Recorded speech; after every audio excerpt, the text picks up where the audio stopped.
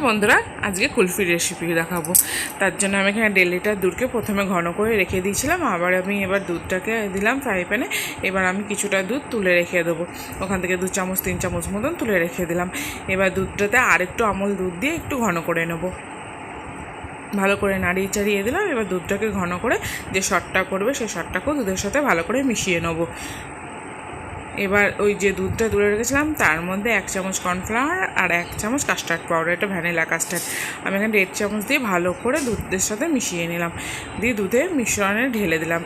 সেখানেও ভালো করে নাড়িয়ে ছাড়িয়ে এবার ঘন হতে দেবো। এবার অন্যদিকে একটা বাটিতে 1 কাপ চিনি নিয়েছি, মিক্সি জারের মধ্যে 1 কাপ চিনি নিয়েছি। সেখানে কিছুটা কাজু বাদাম, কিছুটা আমন্ড বাদাম, কিছুটা পেস্ট আর 3টে মতো এলাচ নিয়েছি। এবার এগুলো সব কটাকে একসঙ্গে গুঁড়ো করে নিতে হবে।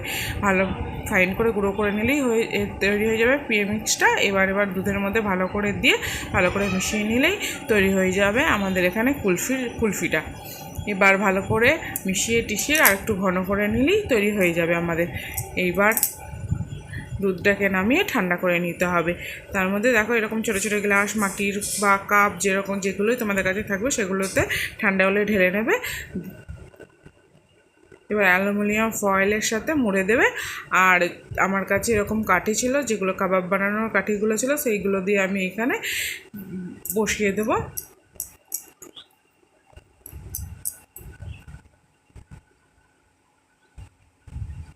এইভাবে এবার ফ্রিজে ঢুকিয়ে দেবো 6 থেকে 7 ঘন্টার জন্য।